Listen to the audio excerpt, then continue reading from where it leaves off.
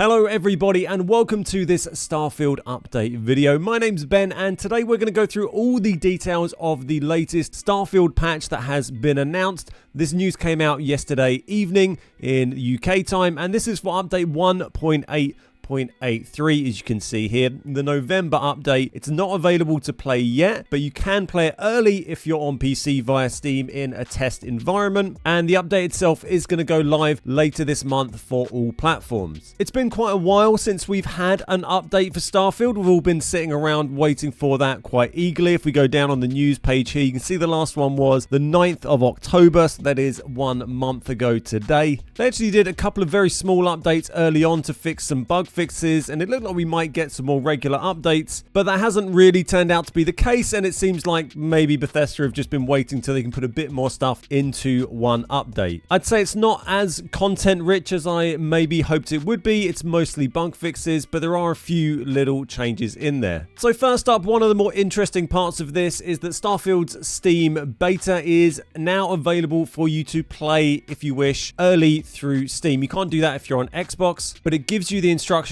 on this page how you can add this beta version of Starfield to your library via Steam. I'll leave a link to this in the description down below if you want to go through these steps and try that out. The important thing I think to note from this is that this beta build is separate from the live build, so you'll need a separate download of the game in order to play it. But what you will be able to do is continue your latest save. You won't have to start a new game on the beta build if you don't want to. And as well as that, it does actually say that saves created in the beta build won't work in the live game until the update is live. So it does sound like you can play your existing save on beta if you want, and then once that update is live, you can then continue your progress from then on the live game. At least that's how I understand from what they've worded there. So that's great to see. You can give that a go if you're on PC. It's a bit more complicated on Xbox, so I understand why that's not an option there for Xbox players. They don't give a definite date of when this is going to hit the live servers, but they do say later this month. So by the end of November, we can expect to have this build live for Xbox and PC. The first major part of this update is that NVIDIA DLSS support has now been added. So this means that you can use this if you have a compatible NVIDIA graphics card. It's going to allow you to have improved graphics card efficiency, DLSS super resolution, deep learning, anti-aliasing, DLAA, NVIDIA Reflex low latency, and DLSS frame generation. It also mentions that if you have frame generation active, VSync needs to be toggled off, and you have to do that manually at the moment, but it does say they're working on a way to have that automatically update, so VSync will go off if you have frame gen turned on. So nice to see this out. It's a shame that it wasn't there on launch. It's a shame that it took so long to come out still, but it is coming. We should have it by the end of the month, and that's going to be a nice bump for PC players. No benefit there to Xbox players, but it's going to be great if you're playing on PC. As for the not so extensive list of features that have been added, they've added this one that had been mentioned, that you'll actually be able to eat and drink items straight from the ground or a table or wherever. You don't have to pick them up, go into your inventory and then consume them. You can just consume them off the side, it's a good change. It's very small. It's a tiny little quality of life thing. I've got a very big list of other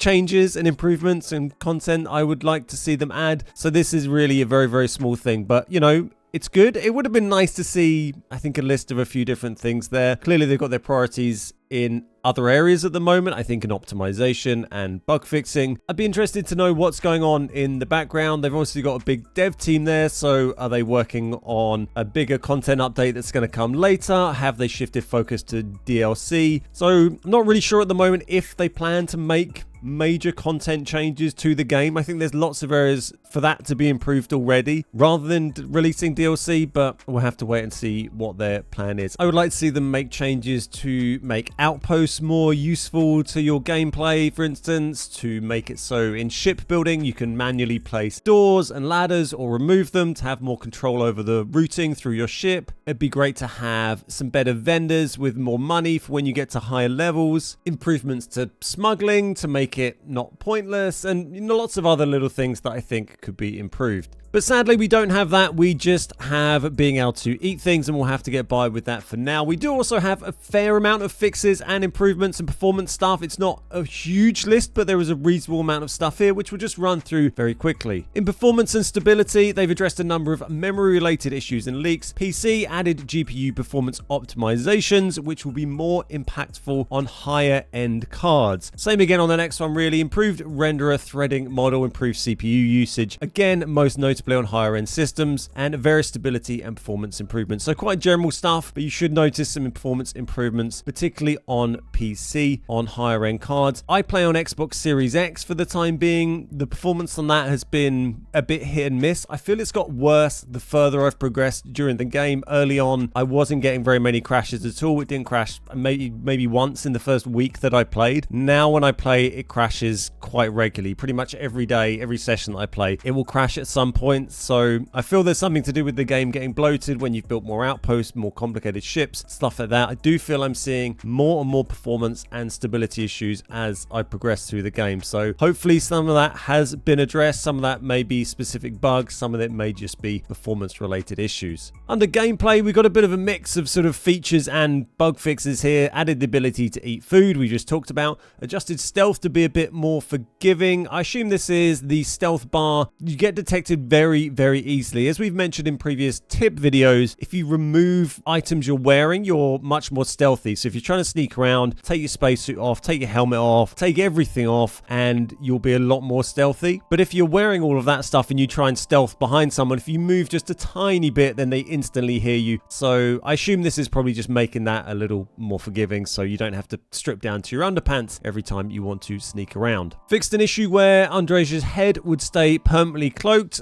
I see this constantly. She's been my companion. I mean, her head most of the time is cloaked. Sometimes she just stays completely cloaked. My character's head half the time is just completely invisible, or he's invisible, or my head and my hands are invisible. There's a lot of invisibility issues going on. I think it's maybe related to having chameleon gear equipped in some way, but that's just meant to make you invisible when you're stationary. But I just have it so my character be running around with no head, and Andresia is just invisible 75% of the time. So yeah, that'd be nice to see that fixed. Fixed an issue that could prevent players from firing their weapons is not one that I've seen, but sounds useful. Fixed issues where some NPCs could be seen not wearing clothes. I have seen a few random NPCs around in their pants, particularly in the Martian atmosphere, which doesn't seem very healthy. Fixed an issue where already in progress skill challenges could stop progressing after reaching the Unity and starting a new game. Not one I've seen, but again, a useful fix. Fixed an issue that could temporarily prevent opening the inventory or saving after entering the Unity. PC fixed an issue where mouse movement could be choppy.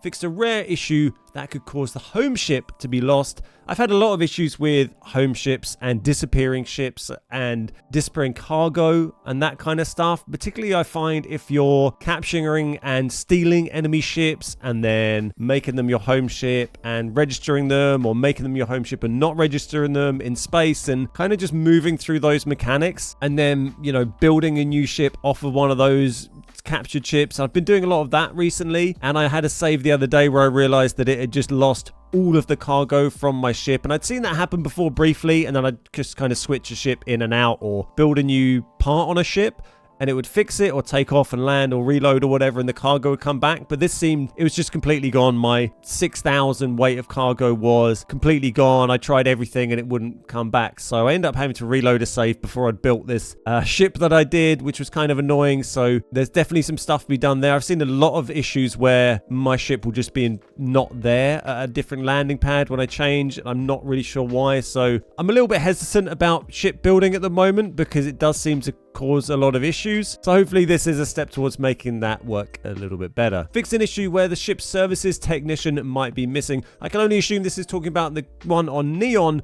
who has never been there for me. I know some people haven't seen this bug and are confused when they hear about it, but for me, and I know a lot of other people, from the first time they visited Neon, the ship service technician who's meant to be in the little building off to the left, the little hut sitting at the desk, he's just not there. There's a whole army of ship service technicians who just walk around on Neon, but the guy who's meant to actually sell you stuff isn't there at all. Apparently he sometimes is just swimming around in the water underneath or up in the sky or somewhere weird like that. So this is fixing that issue. So you'll actually be able to use the Neon ship service technician, rather than going inside and having to go to the Stroud or the Teo salespeople. I'm not sure if the ship tech is going to sell everything you can get from both those, but if they do, that would be very useful because it's a bit of a pain in the butt. On some graphics issues, have addressed an issue with ambient occlusion appearing in ultra-wide resolutions, optimized initial shader compilation that occurs on startup, added the ability to adjust brightness and contrast in the display menus, which is great. The menus are very basic with what you can change at the moment in terms of display options and just options in general, really. Added the ability to adjust HDR brightness, provided the system supports it, Xbox and Windows 11. Addressed a number of materials that could sometimes present an unintended pattern under certain conditions. Fixed various visual issues related to the new FOV slider. Improved the appearance of the eyes on crowd characters. I'd be interested to see that because there's been some weird eye stuff going on in the game. And addressed a number of minor visual issues related to lighting, shadows, terrain and vegetation, blah, blah, blah. And then the last section of the update today is just going through some fixes they've made to specific quests. This isn't a fix of everything I've heard about. I think there's going to be some in here that people are probably disappointed not to see fixed. But if you are blocked on any of these quests, then this might help you out. We've got fixes for All That Money Can Buy, for Blast Zone, Echoes of the Past, Eye of the Storm, Grunt Work, No Sudden Moves, Operation Starseed, Sabotage, Short-Sighted, and The Heart of Mars. I won't read through all of these in detail. They're all going to be in the patch notes if you want to go through them. But it's basically fixing issues where you couldn't progress through certain quests in the game. So that's everything for the update. I'm hoping that we get one of these every month with this level of stuff would be great. Maybe with a little bit more on the content side once they've caught up with some of the bug fixes, the quest fixes. Like I said, I've been having a lot of issues with crashing and stability. Now that I've got further into the game on Xbox, I've been having a lot of issues with ship-related bugs. And as well as that, there's just some content that I think needs to be improved in the game around outposts, around scanning planets and not having any kind of record of planets, around your star map looking all messy, and just stuff you start to become more aware of as you spend more time playing the game. So let me know your thoughts down in the comments below. Is there anything you're really happy to see in this? Is there anything you're particularly annoyed to not see in this? Let me know what you think. I think I've shared enough of my opinion for today. I hope you found the video useful. If you did, check out some of my other Starfield videos. I've got a bunch of different tips and guide videos and all sorts of Starfield content. So go check them out if you're into that kind of thing.